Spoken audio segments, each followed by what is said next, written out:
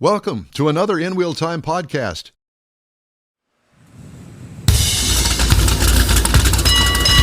You've got the award-winning In Wheel Time car talk show. Coming up, a look into the Tesla Cybertruck from Zach Doell from U.S. News and World Report. Give you my thoughts on driving the 24 Alfa Romeo Giulia Quadrifoglia, and don't be too jealous with that 500 horsepower under the hood. Jeff has this week's Motor Minute. We got that and more coming up on this segment of the In Wheel Time Car Talk Show. Howdy, along with Mike out of this world Mars. We always need more Jeff Zekin. I'm Don Armstrong. Glad you could join us today. David Ainsley, our chief engineer, is at home and in bed. Wake up, David. It's time for you to get up. Go, boy. So it's been an interesting week. I've been working mornings at the TV station this week, so had the afternoons off and did a lot of thinking. We got word that Autorama wants us back again. Woohoo! And so we were talking about what we were going to do for Autorama this year. Autorama, for those that don't know, is a Thanksgiving week tradition in this town and has been since its inception, really. 59 years? Yeah, something like that. A long time. I remember going to it when it was over at the old convention center, and it was a lot different then than it is now, or vice versa. And we'll see the usual suspects there. I'm sure we will. Yeah. Yep.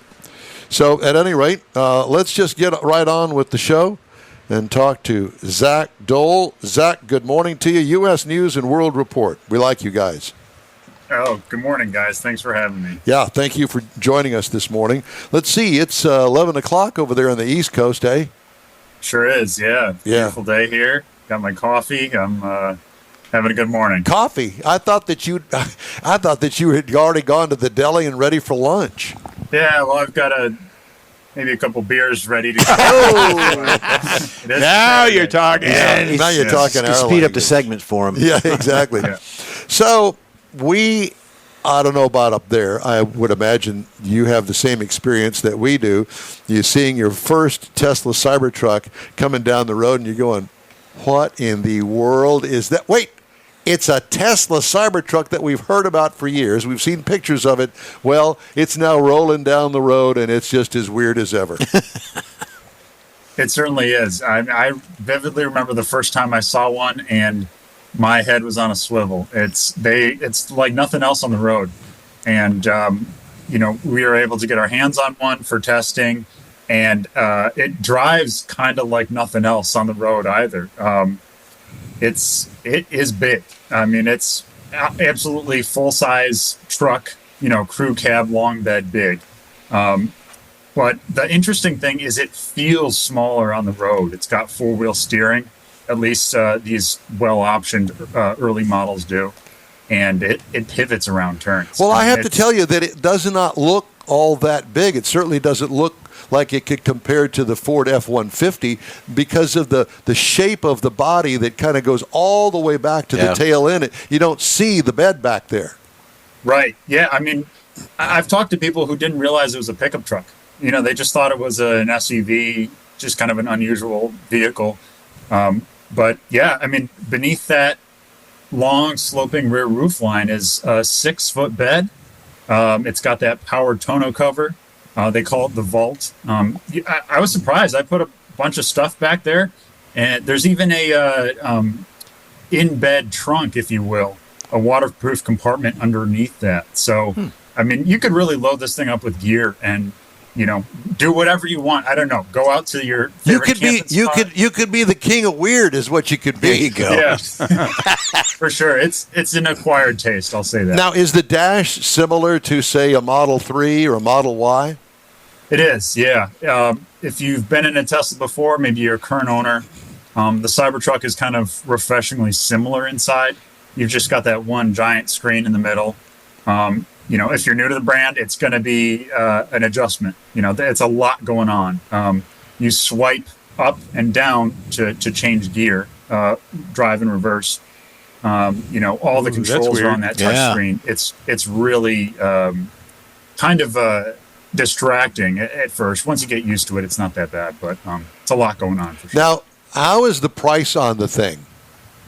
Yeah, so this is the interesting part. It originally, they were years ago, it was claimed that there was going to be like a $40,000 one, and I don't really see that happening anytime soon, if ever. The one we tested was $101,000. Oh, yeah, Foundation Series. Tesla's kind of been playing around with the pricing. There was the most recent base model was like 79,000. Now it's up to 99. And just a month ago, there was a rear-wheel drive model that, for very limited time, was advertised on the website at around $60,000. But that has since been removed. So it's kind of like, your best guess as to where the pricing is going to be on these things. Is this a fluke? Is this just going to last for like a little flash in the pan here, last for about 5 years and then be gone? I don't know. I mean, it seems like there's enough demand on these. Tesla has a fantastic supercharging network. As far as electric vehicle experience, I think they have the best one. It's the most comparable to driving a normal car. It's less headaches. But yeah, this is an expensive vehicle. I mean, full-size trucks will be, you can easily option some Ram 1500s to $100,000. Easy.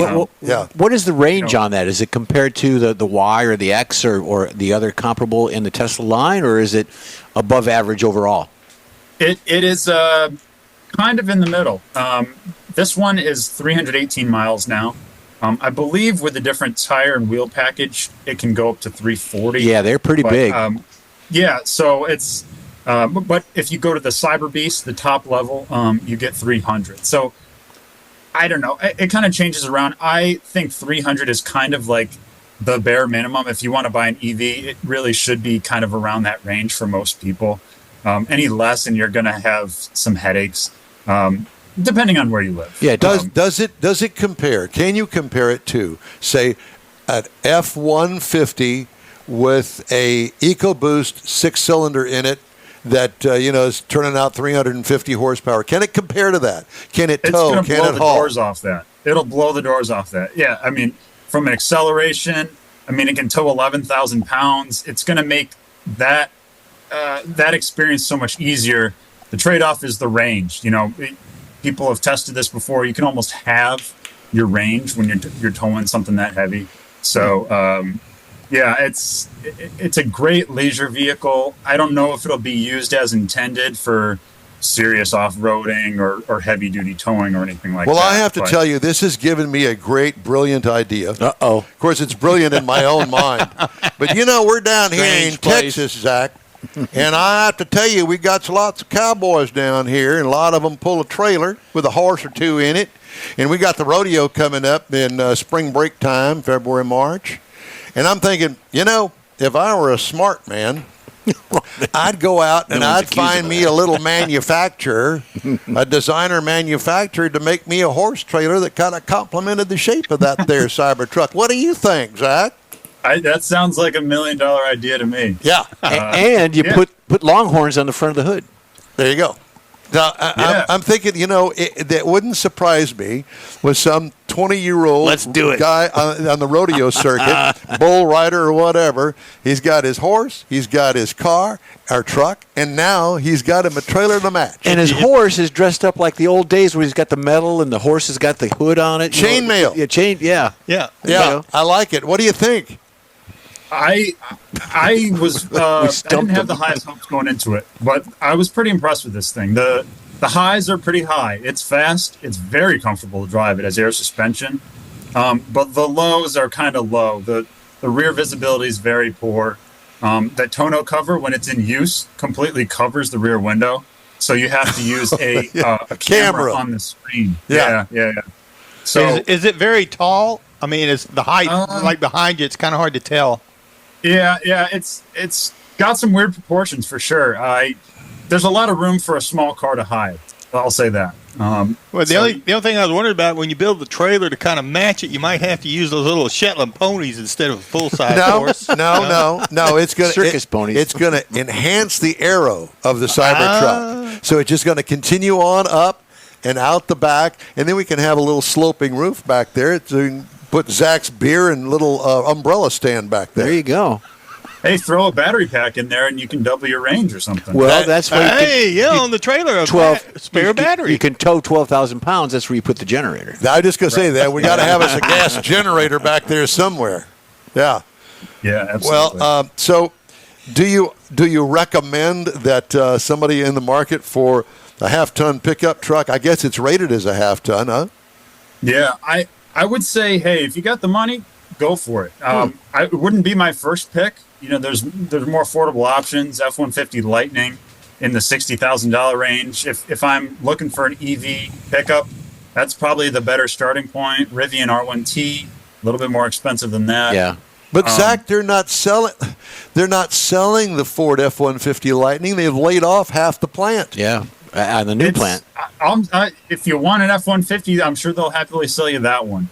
I guess the variety is the spice of life. Yeah. You've got so many options now. You could go hybrid. There's some F-150 hybrids. There's fully electric. There's normal gas. I mean, we're in this kind of happy medium where you can do a little bit of everything if you want. So the Tesla's been out for how many years? 3 years now? That just truck? one model a year now. 1 mile a year now, and I haven't seen anything on like the pre-owned lots, the used car lots. No, you don't see no, any it's a of little bit. Yeah, I would imagine that they'll start early, arriving early? 2 Okay. to 3 year mark on that. I in the state of the automobile industry today, man, the competition is about to turn really rough because all the at least domestic manufacturers, they're all scrambling to figure out how in the world are we going to sell cars to stay in business, because the EV market, not that it's gone away, it's not gone away, but the proportion of people that are actually buying EVs as opposed to going traditional gasoline or hybrids, which seem to be the hot thing this week.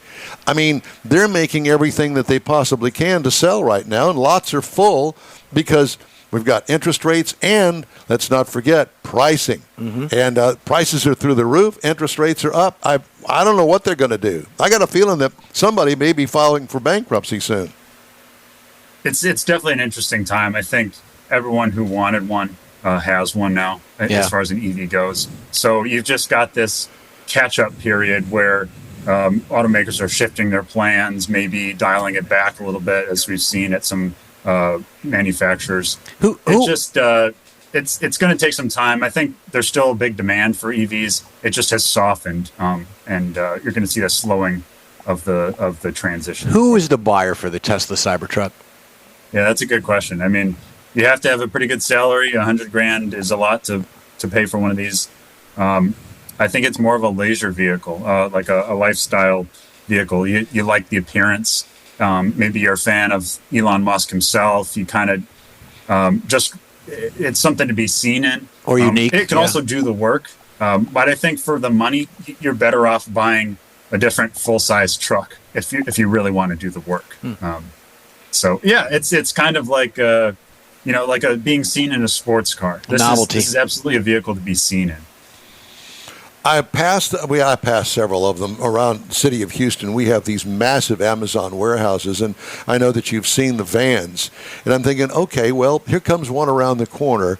I want to stop the driver and say, so do you have to take it back before the load is completely delivered to recharge it? Then I started thinking, no, wait a minute. If they're getting 300 miles on a charge, and they're basically working a neighborhood, a zip code or zip codes, I would imagine that they probably don't have to take it back to recharge. Am I correct? Yeah, I mean, I can't speak to that Rivian in particular, but I mean, EVs are kind of the ideal last mile delivery vehicle. I mean, it's a lot of slow stop and go, a lot of idle time, and there's no gas to burn. So EVs are actually very good in this sort of last mile situation. I hope we see more of them making it to that into that role.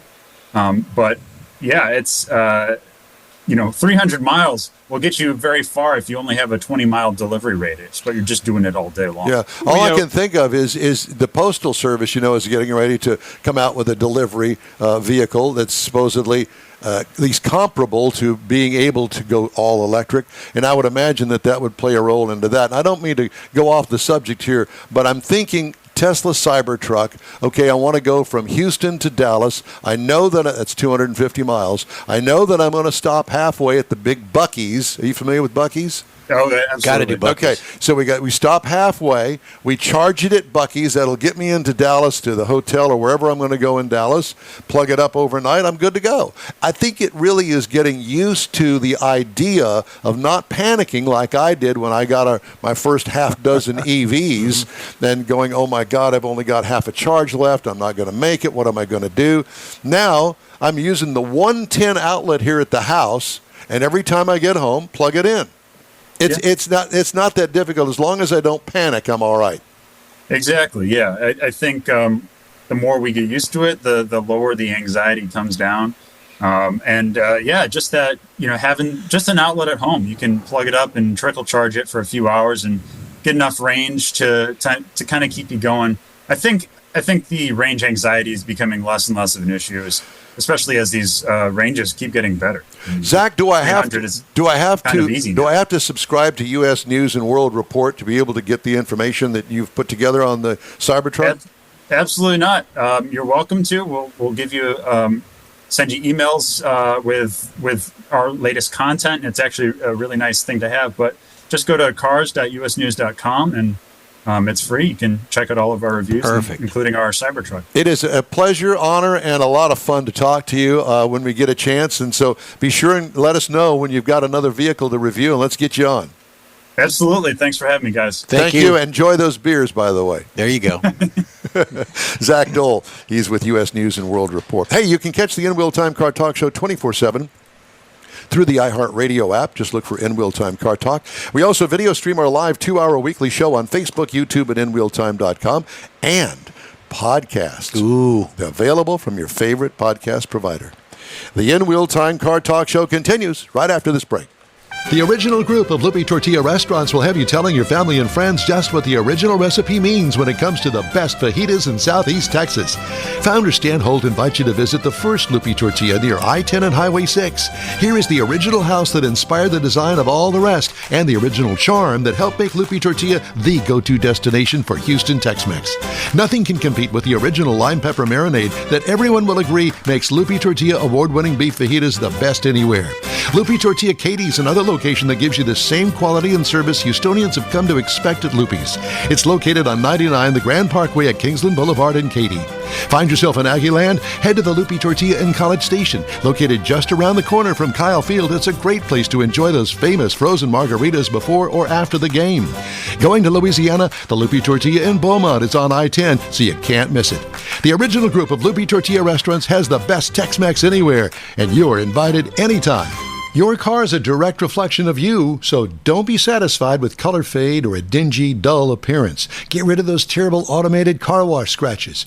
Gulf Coast Auto Shield is your Save the Paint company. John Gray and his team of detailing experts can help your cars finish without a full repaint. Searching for the real experts in window tint or windshield protection? Gulf Coast Auto Shield. Dash cams, radar detectors? Gulf Coast Auto Shield. Got a new car? Get that thing protected as soon as you take delivery. If you don't know which of the multitude of protection products to go with, John Gray will give you an honest opinion and won't sell you something you don't need or can't afford. John will help you understand the many options and pricing right on the spot. He's your guy to have your ride looking its best and protected too. See the state-of-the-art shop yourself. Free tours anytime. Gulf Coast Auto Shield is easy to get to, located just south of the Southwest Freeway on the Sam Houston Parkway. Gulf Coast Auto Shield, full-service luxury car care today, and online at gcautoshield.com. It is the In-Wheel Time Car Talk Show. We'd like to welcome you back if you slipped away to maybe grab a cup of coffee. I slipped away. I slipped away for a minute. Did you? Yeah. In your mind? Yeah. Uh-huh. Okay. Trees. You should see it. Can only imagine. I know. Jeff's Motor Minute. And Yeah. Jeff got a little idea and thought, well, this is a good thing. And when you told me what it was about, I'm going, there are guys like myself that like to keep some things original to the car. And they'll want to go in there and rip out the entire interior. Most guys do, yeah. And, they've got something special, and they want to keep it, but it's worn. Well, what are you going to do? Take it to the upholstery shop. Okay, so what do you do if it's got an insert in it? Usually it's leather sides, leather back, and then it's got maybe a cloth or some Alcantara insert in the middle. Somewhere on that seat. Yeah. Yep, absolutely. So, friend of the show, Bruce, he won a chili pepper trophy over at Lupe Tortilla. He's got an 04 C5 Corvette, a pretty car. He's wanting to replace the insert, like you said. Bruce is sent away for the build sheet, and he's got his window sticker, the original window sticker. He paid for all that to keep it original, like you said, but it's tattered. The insert's tattered. He wants to get it. The car is a commemorative edition for the interior, but with the commemorative edition, there's different styles, different textures, different colors. How does one go about finding that for that particular car? Yeah. He's researched. He's gone to dealerships. He's written to General Motors. He's called people that he knows. He's come to us to help him find that. I don't have an answer, but someone out there does. They can contact either Mike or myself, Jeff at inwheeltime.com or info at inwheeltime.com for Mike, and we'll try to get Bruce an answer for that. But in the meantime, he's going to keep looking. He wants to keep it original, and evidently there's a palette of that out there, but he just can't find out who's got the palette. Well, I will tell you that I'm a member of a Facebook group called C5 Corvette. And I'm sure he's got a lot of, And I love when guys post a question on there. They're stuck doing something. They've got a problem with the engine or the transmission or anything, interior parts. And there's always a bunch, and I mean a bunch, mostly about a 25-person response to whatever question you pose. And it's truly amazing. Some of these guys know that car inside and out. One of them was having trouble getting it into gear. And it's the slush boxes in the back of the thing. Yeah. And one guy said, well, it's the clutch. And I can tell you, a clutch problem does kind of mimic the problem this guy's having with his gear shifter. And the other guy said, well, get rid of that Hurst shifter that you got in there and go with this shifter. Or it's a problem in the back where the actual transmission and clutch are. So there's all of these experts that are on there, and maybe somebody will have the name of the company that made those inserts. Yeah, and well, the bottom line is if he can't do it, and he wants to get it done because there's more car show seasons coming up, and Bruce attends the Autorama. He's with the Chevrolet Club and things. He's been out there before showing his car. If he can't do it, he's probably going to have to go to a aftermarket sort of insert for that. We don't want him to do that, so help us out. Give us some information. We'll pass it on to Bruce. Thank you, buddy. Thank you. Time now for this hour's car review. I got to drive the 2024 Alfa Romeo Giulia Quadrifoglio rear-wheel drive. You can also get it in all-wheel drive. Available trim levels include Veloce, Competizione, Quadrifoglio, Quadrifoglio with carbon, and Quadrifoglio 100th anniversary. This is a mid-size sedan. I had the Quadrifoglio rear-wheel drive. Seats 5 people. All new in 2017 with updates for 2024. I'm going to tell you about the little emblem that's on the side of the car. Oh, yeah, you said that. Yeah, it's a 4-leaf clover, and you're going to go, what? It's Italian. What is a 4-leaf clover doing on there? I'm going to tell you about that in a minute. New front and rear lighting on the 24 model. Sexy, fast-looking shape with rounded, creased hood lines. Triangle grille grows on you with a large lower vertical opening. Unremarkable rear end styling, which was kind of disappointing because I was thinking, well, this is going to be looking really good in the back end too. Not so much, kind of blends in with every other SUV out there. Dual exhaust and lower black valance. Overall, exterior styling gets an A+. Paint is magnificent on this car. What could use improvement? A more distinctive rear end. Interior highlights include new, larger infotainment screen, now 12.3 inches. Pretty easy to use, too. High bolstered manual front seats, and these cost more. Wow. Because they have a carbon fiber back on the things, but I was kind of surprised that they were manual seats. Thought, what in the world? No electric? Nope. Straightforward AC controls and other controls as well. High quality, racy layout, not your mother-in-law's favorite.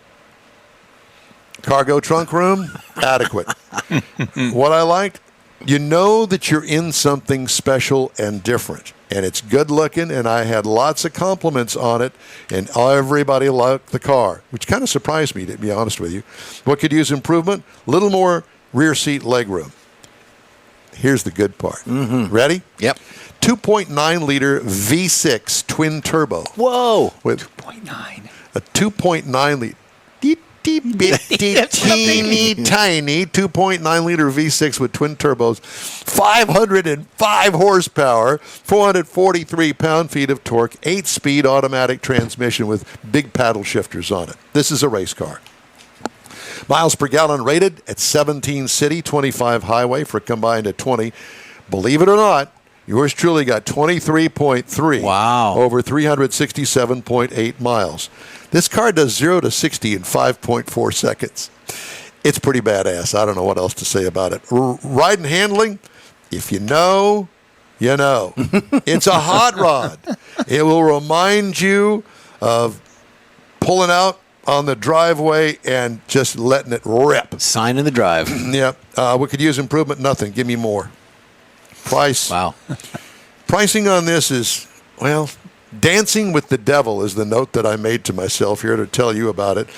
Reminds me of the very last Holden-built GTO with the Corvette motor. Does that make sense to you?